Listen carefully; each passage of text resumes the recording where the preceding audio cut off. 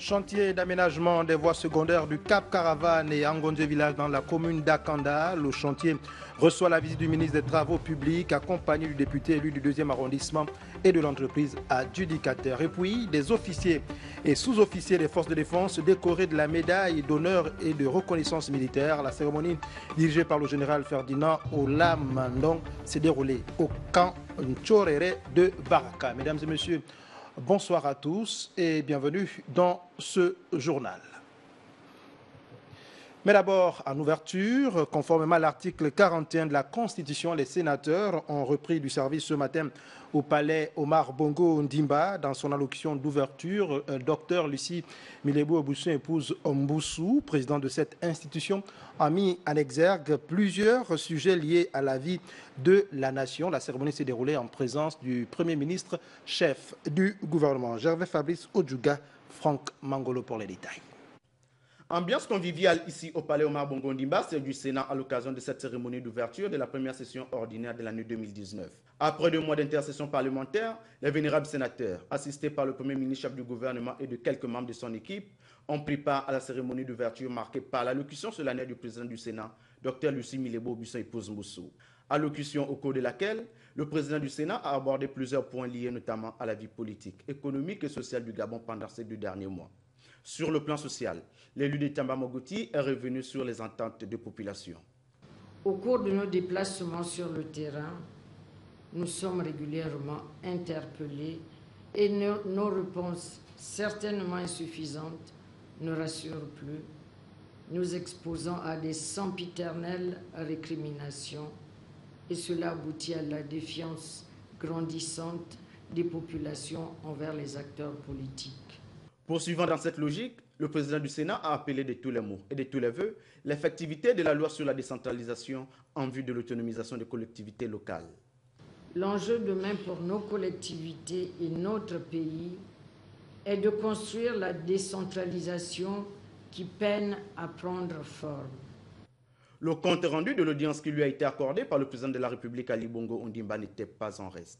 Nous avons été reçus en audience par son Excellence Ali Bongo Ndimba, président de la République, chef de l'État. Sa présence sur le sol national, la vitalité du contenu de ses propos et l'écoute attentive de nos préoccupations ont été des moments d'émotion très rassurants. Avant de clore son propos, le docteur Lucie Milebo Obusu, épouse Mboussou, a réaffirmé la disponibilité des vénérables sénateurs de collaborer avec le gouvernement pour l'intérêt des Gabonais et des Gabonaises qu'ils représentent. Le ministre des Travaux publics vient de procéder cet après-midi à la visite de chantier d'aménagement des voies secondaires du Cap Caravane et Angondje village, accompagné du député élu du 2e arrondissement de la commune d'Akanda et de l'entreprise adjudicateur Arnaud Calixte Nganji, est allé constater l'état d'avancement des travaux. Rodolphe Mukambi Hiboma, Richard Mobiwama Sessé pour les détails. Pour cette sortie, le ministre des Travaux publics a bien voulu s'enquérir l'état d'avancement des travaux d'aménagement de cette route secondaire du Cap Caravane et Angondje village. Les instructions des plus hautes autorités, en tête desquelles le chef de l'État, son Excellence Ali Bongo Ndimba et Monsieur le Premier ministre, Julien Koré-Bekale, nous ont demandé d'être pragmatiques et de commencer à vraiment nous rapprocher des problématiques quotidiennes des populations. Et donc une zone comme celle de Cap Caravane, Angondje village, qui est une des zones les plus densément populées d'Akanda, ne pouvait pas être en dernier sur la liste de nos priorités. 4 kilomètres, dont 2 des chaque qui vont être améliorés au bénéfice des populations de cette localité. Le député d'Akanda éprouve la gratitude. Tout au long de la campagne, nous avons vu cette demande incessante entre Angondje village, ils appellent même ça Angondje ville, Angondje centre même, et Cap Caravane, demander cette route de manière incessante.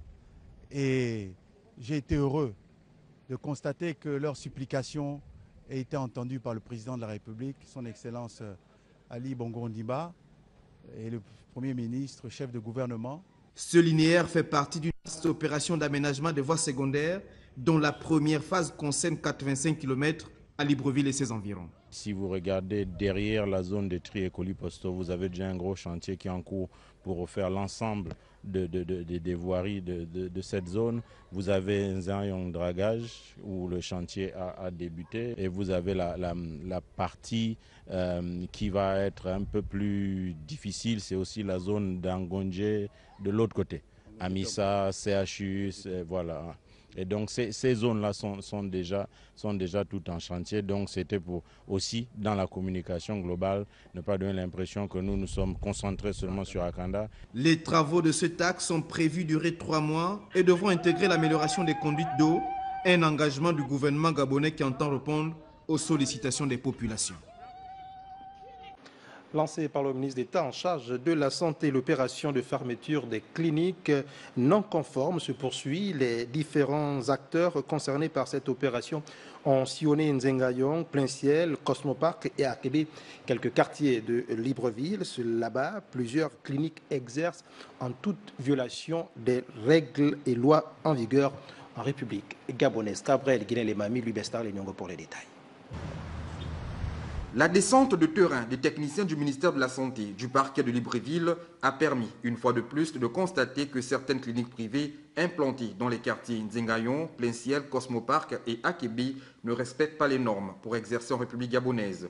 Parmi les imperfections, on note par exemple l'absence d'autorisation d'ouverture, les salles de soins et d'accouchement inappropriées, laboratoires non équipés en salle de prélèvement ainsi qu'insalubrité au niveau des services de radiologie. Autant de défauts qui ont entraîné la fermeture partielle, provisoire et définitive des dites structures. Par rapport à notre laboratoire, ils ont constaté qu'il n'y avait pas de salle de prélèvement séparée. Je ne peux pas dire le contraire. Ce n'est pas séparé. Le mouvement gabonais pour le bien-être familial situé à Akebe-Poto n'a pas été épargné. L'activité médicale est désormais interdite dans cette structure à cause d'absence de documents d'autorisation d'ouverture et réactifs périmés. La visite technique a permis de mettre en présence de nombreuses irrégularités au niveau du laboratoire qu'on a été obligé de fermer. Il est non conforme aux normes. On trouve des réactifs en air ambiant, surtout pour l'exercice de leur activité où ils font dans le dépistage des IST, et particulièrement du VIH. C'est quand même assez délicat. Au cours de cette descente de terrain, la délégation du ministère de la Santé, conduite par son secrétaire général et le parquet de Libreville, ont surpris le propriétaire du cabinet Moreau en flagrant délit. Ce dernier pratiquait sa médecine traditionnelle sans inquiétude. Pourtant, sa structure avait été fermée il y a 2 semaines pour défaut d'autorisation d'ouverture. Voulant défier la loi, il a été arrêté. Tout le temps que vous êtes venu au ministère, est-ce que vous m'avez rencontré? Je vous ai déjà reçu à mon bureau? Non, pas du tout. Voilà. Vous êtes venu dire que on a fermé l'accès à votre cuisine et à votre chambre. On vous a pas remis les clés? Non, c'est ça que je mange. Je viens même tout à l'heure, je sors dans votre bureau. Mais est-ce qu'on vous a donné l'autorisation de reprendre vos activités? Cette situation devrait faire école pour d'autres propriétaires dont les structures ont été fermées car force reste à la loi. Des travaux de l'atelier axé sur les conclusions de l'audit et la mise en œuvre de l'agenda 2030 des Nations Unies au Gabon sur les ODD, les objectifs de développement durable, une cérémonie de clôture dirigée par le premier président de la Cour des comptes. Jean de Dieu Gomes, Michel John Boudégan pour les détails. Le but de cet atelier est d'évaluer l'intégration des différentes cibles des ODD, les objectifs de développement durable, dans les stratégies et politiques nationales. Au terme de ces 3 jours d'échange, les participants sont arrivés aux recommandations. Le gouvernement de la République a mis en place un certain nombre d'opérations, de statistiques qui vont permettre de renseigner les objectifs de développement durable. Et là-dedans, la seule difficulté qu'il y a, c'est qu'il y a des indicateurs qui n'ont pas de méthodologie. Donc il faut que la statistique, nous, en tant que statistique, nous créons des méthodologies pour renseigner ces indicateurs-là. Dans la mise en place des politiques publiques et dans la mise en place de la loi de finances surtout, qu'il y ait cette mobilisation de ressources, surtout financières, pour pouvoir mener à bien ces ODD et aussi d'identifier les ressources dont on aura besoin pour mettre en œuvre ces ODD. Nous avons identifié 109 cibles dans la stratégie, dans le plan stratégique Gabon émergent. Donc les étapes à suivre, c'est d'établir ce plan d'action. Et dans ce plan d'action, il va falloir faire un costing, donc une identification des coûts de chaque action et établir un chronogramme de mise en œuvre. Dans son mot de circonstance, le premier président de la Cour des comptes du Gabon s'est dit satisfait de la pertinence des conclusions. La pertinence de vos conclusions et de vos recommandations confirme-t-elle la nécessité et l'urgence de mobiliser les ressources nécessaires à la mise en œuvre des ODD et de veiller à la participation de toutes les parties prenantes dans le processus irrélatif tel que souhaité par l'ensemble des pays membres des Nations Unies. Les résultats de ces travaux devraient permettre d'alimenter les observations sur l'audit coopératif et à la mise en œuvre de l'agenda 2030 des Nations Unies. Le Gabon abritera la 44e Assemblée générale de la Fédération des sociétés d'assurance de droit national africain. L'annonce a été faite au cours d'une conférence de presse tenue par le président de la Fédération gabonaise des sociétés d'assurance. Il a également fait le bilan de la 43e Assemblée générale tenue en Tunisie. Petit Anzembe, Richard Mouyouma-Sessé.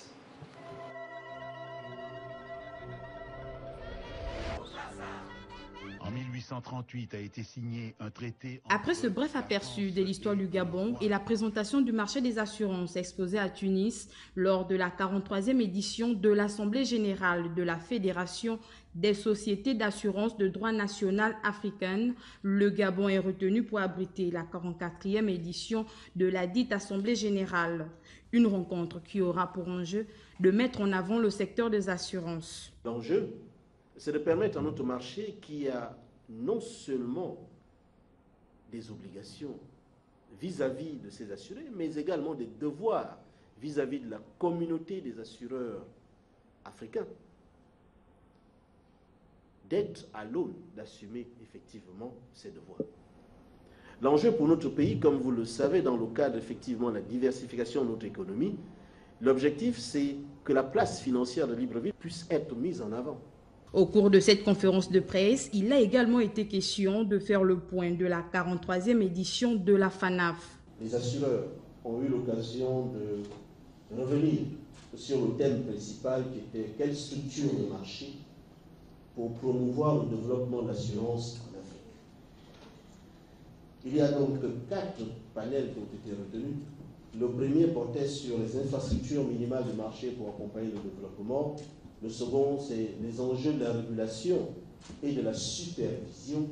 Le troisième, quel capital humain pour le développement de l'assurance africaine.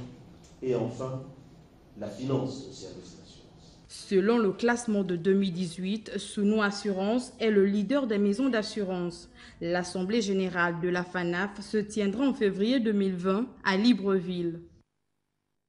L'Agence nationale de la promotion des investissements est un nouveau patron à la personne de Gabriel Ntougou depuis le dernier conseil des ministres. Il a officiellement pris ses fonctions ce matin et la cérémonie de passation de charge était présidée par le secrétaire général du ministère de l'économie, Jean de Dieu Gomes Ngombi, Michel John Bodegan pour le point.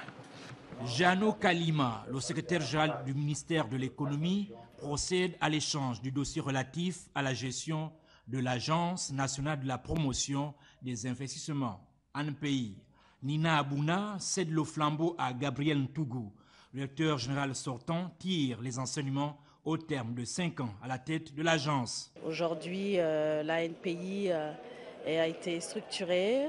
Nous avons un espace de travail et nous avons également mis en place des outils pour pouvoir accompagner cette politique de diversification de l'économie. Nous avons pu mettre en place ce guichet de l'investissement avec le bureau des immatriculations et les bureaux des agréments. Et aujourd'hui, on peut créer l'entreprise en 48 heures au Gabon. Le promu s'engage à poursuivre sur la même lancée que son prédécesseur, le tout en fixant le cap du challenge qui l'attend.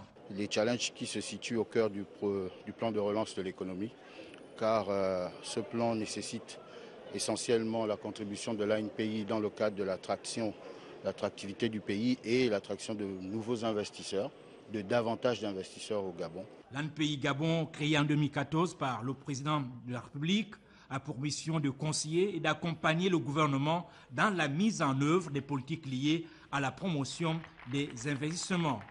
Nina Alida Abouna présidera désormais aux destinées du secrétariat général du ministère du Tourisme. À l'Office des ports et rades du Gabon, Saïd Abeloko cède son fauteuil à Régis Lacruche Lelabou, nouveau directeur général de l'OPRAG. Là-bas, c'est le président du conseil d'administration de cette entreprise qui a dirigé la cérémonie de passation de charge. On fait le point avec Henrik Bokoko et Victor Mondonga. Cette vue aérienne révèle combien le port de Vendo se modernise à un rythme soutenu.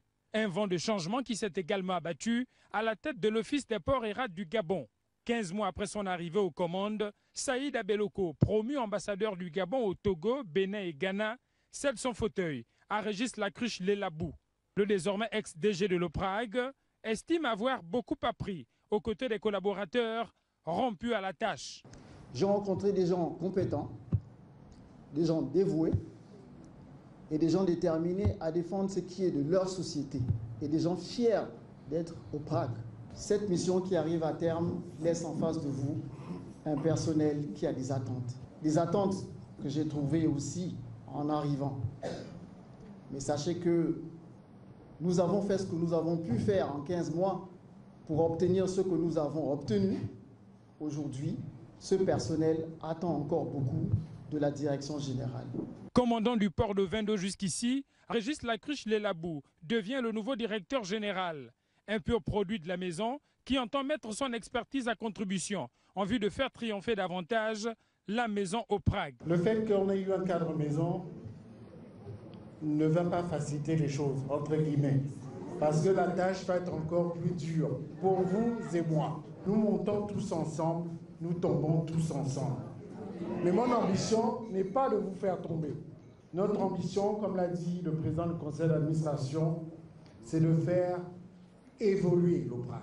Je suis convaincu que nous pourrons aller de l'avant tous ensemble. Le flambeau a été transmis au nouveau capitaine du navire OPRAG. Une entreprise qui voit son champ d'action s'élargir avec notamment le rattachement du conseil gabonais des chargeurs. Le nouveau directeur général sait qu'il devra redoubler d'ardeur afin de faire triompher sa marque. Également nommé lors du dernier conseil des ministres, Jules Marius Ogoué-Banja en qualité de directeur général de l'agence de régulation du secteur eau et énergie électrique a été installé dans ses nouvelles fonctions. Le film de la cérémonie avec Andy Tungi et Thierry Aldo Mandaka. Il mesure déjà la charge et l'importance de la mission qui l'attend. Mais c'est avec plaisir qu'il prend la tête de l'agence de régulation du secteur de l'eau potable et de l'énergie électrique ARCEP. Jules Marius Ogoué-Banja entend contrôler l'efficience de l'action du gouvernement dans ce domaine où la population n'est toujours pas satisfaite en termes de décès d'eau et d'électricité.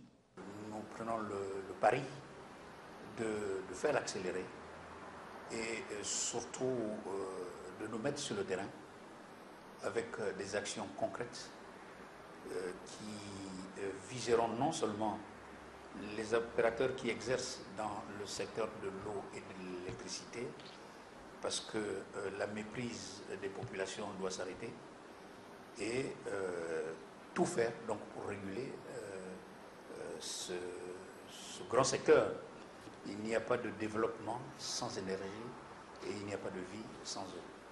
Veiller à la qualité du service de l'eau au Gabon, une mission fondamentale pour le promu.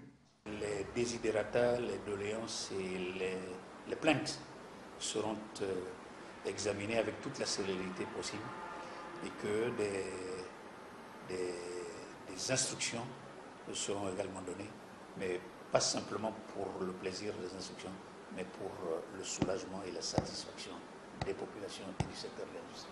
L'agence de régulation du secteur de l'eau potable et de l'énergie électrique a été créée par l'ordonnance du président de la République en 2010.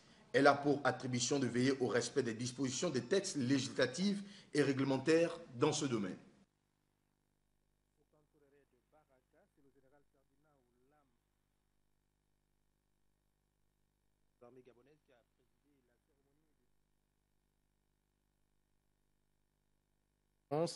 Ils ont été décorés de la médaille d'honneur militaire. Ces derniers donc ont été récompensés en présence de leurs collègues d'armes. Le film de la cérémonie avec Chouchou Esmine Kayumba. Ils sont 286 militaires, dont les officiers, sous-officiers militaires du rang, en service actif ou en position de retraite, à être décorés ce jour de la médaille militaire de la Panthère Noire, de la médaille de reconnaissance des forces armées, de la médaille d'honneur de l'armée de terre et celle de la marine nationale.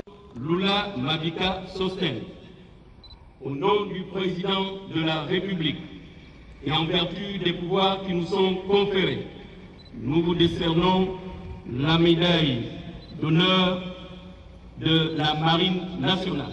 S'adressant aux récipiendaires, le chef d'état-major général des forces armées est revenu sur leur mission qui est de protéger la population, laquelle mission demande professionnalisme et vigilance. Dans le cadre de notre mission régalienne, qui est d'assurer la sécurité et l'intégrité du territoire, et aussi la protection des personnes et des biens, la population gabonaise, plus que jamais, a besoin d'être rassurée sur la bonne exécution de cette mission. Celle-ci ne devrait pas s'accommoder avec les comportements déviants et désobligeants dont certains d'entre nous font montre. L'armée est protectrice de la nation. La cérémonie, qui a duré près d'1 heure, s'est achevée par un vin d'honneur. Exploitation porcine et bovine et quelques plantations à Moutassou, à 14 km de Mouila, dans la province de Langounié. La question de la sécurité alimentaire trouve un début de solution avec le ranch de Pierre Claver Maganga Moussavou en sa qualité de promoteur agro-pastoral. On fait le point avec Charles Obam Ondo et Jean-Dieu Mambondou. Qu'une simple tentative, c'est finalement une véritable réussite dans un secteur où le Gabon accuse un retard des plus déplorables. Des centaines de millions de francs CFA engloutis chaque année dans des opérations d'importation alimentaire. En relevant le défi, Pierre Claver Maganga Moussavou a démarré une exploitation porcine qui semble marquer le pas, et ce, malgré les quelques difficultés rencontrées sur le site. Mieux encore, son cheptel qui se porte à merveille, plus de 2000 têtes qui ne demandent qu'à être vendues sur le marché. Mais il faut ajouter des nutriments pour avoir une bonne race avec une taille intéressante. Tout à l'heure, on m'a posé la question de savoir si on pourrait traire ces vaches. C'est possible de le faire, mais nous n'avons pas ces habitudes-là. Mais avec l'arrivée ici à côté, au Lame, des gens qui boivent le lait de vache, peut-être qu'il va falloir qu'on introduise des vaches laitières pour pouvoir servir ce grand genre de produits à ceux qui nous en font la demande. Une initiative qui pourrait profiter à la jeunesse, toujours en quête d'un premier emploi. Ce que je souhaiterais en réalité, c'est qu'avec le centre de formation, l'État puisse nous aider, ou des partenaires, pour avoir plus de bétail, former des jeunes qu'on place dans différents élevages. Ce départ que nous entretenons peut servir à former des jeunes au métier de l'élevage et ensuite on peut aller les placer. Ça, c'est mon objectif. À titre complémentaire, Pierre Claver Maganga Moussavou y a annexé des plantations d'ananas, de manioc, de bananes et tarots, même si la terre apparaît moins fertile à cause du climat, du relief et de la nature des sols. Retour à Libreville pour parler de la cérémonie de remise des certificats de fin de formation à plusieurs apprenants du centre de formation de la Maison de la Femme, des parchemins remis par leurs sœurs, membres du bureau du secrétariat exécutif du Parti démocratique gabonais, de la ministre de la Pêche et de la Mer en sa qualité de marraine. Linda Nyumba Mungengi, Tanguitsaka pour les détails. Ces femmes, 16 au total, viennent d'être qualifiées dans différents domaines d'activité. certaines en coupe et couture et en coiffure esthétique et d'autres en cuisine et en bureautique. Leur formation a duré près de 9 mois au centre d'apprentissage de la Maison de la Femme de Libreville. L'effectif dans l'ensemble des maisons de la femme en activité à la rentrée était de 98 apprenantes. Nous terminons malheureusement cette année avec 34 femmes courageuses que je vous demande d'applaudir très fortement. C'est le lieu ici pour nous de dire merci au distingué camarade président pour la poursuite de l'œuvre de son prédécesseur, j'ai cité le grand camarade président fondateur, Omar Bongo Ondimba. Désormais sur le marché de l'emploi, grâce à leur dynamisme et à celui de Chantal Meubalé, secrétaire général adjoint 4 chargé de l'UIF-PDG, cette 8e promotion se doit d'être un modèle pour le rayonnement du PDG. Fortifiez-vous, renforcez-vous mutuellement, mettez-vous en réseau, parce que c'est ensemble qu'on peut faire beaucoup de choses. Ne vous isolez pas, parce que celui qui s'isole va se retrouver en difficulté. Faites triompher ce que nous, les femmes seules, possédons, la capacité de donner la vie et de nourrir l'humanité.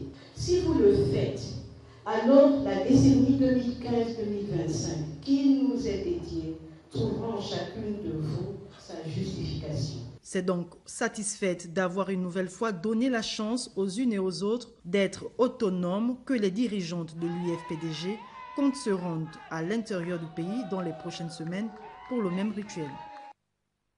La notion de réconciliation nationale a longuement été évoquée par la classe politique gabonaise. La rédaction de Gabon Première s'est penchée sur cette notion et pour en parler sur ce plateau, Elvive Milendi Balinga. Bonsoir. Bonsoir Jean-Augustin. Le regard de l'observateur averti vivant au Gabon révèle que cette ancienne colonie française, située au cœur de l'Afrique équatoriale française, est dotée d'une histoire parsemée d'énigmes depuis son accession à la souveraineté internationale. Dès son indépendance, le 17 août 1960, les colons mettent le destin du Gabon entre les mains des hommes politiques systématiquement opposés à l'indépendance immédiate. Une situation qui accoucha 4 années plus tard d'une insurrection ponctuée d'un jugement dénommé le procès de Lambaréné. Le président Albert Bernard Bongo, qui a hérité du multipartisme du président Léon Mba, instaure par décret présidentiel le parti unique le 12 mars 1968, date de la création du PDG, le Parti démocratique gabonais. Le PDG n'épargne pas Omar Bongo à son tour des événements de la gare routière ayant en tête de file Simon Oyono Abba. Une conséquence qui poussa le pouvoir en place face au père Paul Mba Bessol à ramener le multipartisme au Gabon qui poursuivit le multipartisme au Gabon suivi des élections toujours contestées. En août 2016, le verdict de la dernière élection présidentielle a donné vainqueur Ali Bongo Ondimba. Des résultats une fois de plus contestés par son adversaire Jean Ping, qui se considère toujours comme le véritable vainqueur. D'où le paradoxe, un pays, un président légal et un président qui se dit légitime. Depuis lors, ce plat de résistance servi plonge le pays dans une paralysie ou une impasse qui ne dit toujours pas son nom, mais qui s'exprime à travers des grèves dans plusieurs secteurs d'activité. Une situation qui entraîne les deux frères d'antan, devenus ennemis politiques, à organiser chacun un dialogue en l'absence de l'autre. Ces deux principaux protagonistes, n'ayant pas réussi à s'asseoir autour d'une table en présence d'un référentiel, pour sortir le pays du gouffre dans lequel il se trouve, les événements se sont enlisés au point de faire connaître à ce pays autrefois havre de paix les épisodes Abaminko et lieutenant Kelly Ondo. Deux épisodes qui ont sérieusement écorné l'image du pays, surtout celui de Kelly Ondo, qui met en exergue un gardien du temple au centre d'un coup d'État militaire rapidement maîtrisé par le pouvoir, un véritable coup de vent devenu objet de raillerie à l'international. Alors, Elvive Milendi Balinga, au terme de tout ceci, que peut-on donc retenir ? À la lueur de ce tableau non exhaustif, nous pouvons dire, Jean-Augustin, que ces antagonismes, quoique larvés, car souvent étouffés dans leurs œufs, laissent des stigmates qui prouvent à suffisance l'existence d'un malaise profond caché derrière des sourires de façade que s'esquissent les frères gabonais.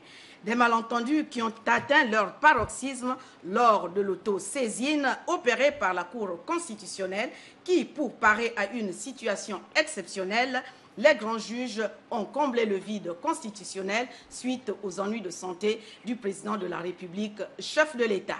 Si les accords de Paris réunis en octobre 1994 ont eu le mérite d'apaiser les tensions qui émaillaient la société gabonaise après la conférence nationale de 1990, aujourd'hui, la réconciliation nationale ne serait-elle pas l'alternative pour venir à bout de la gangrène qui empoisonne la société gabonaise? Une grande messe qui revisiterait tous les agrégats de l'État Gabon qui sont le territoire, la population et le pouvoir organisé, sujet de notre prochaine analyse. Voilà, merci à vous, Elvive Milenji Mbadinga, qui développait sur notre plateau la notion de réconciliation nationale. Mesdames, Messieurs, c'est ainsi que se referme cette principale édition d'information de la soirée sur Gabon Première. Bon tuer des programmes à tous et à très bientôt. Au revoir.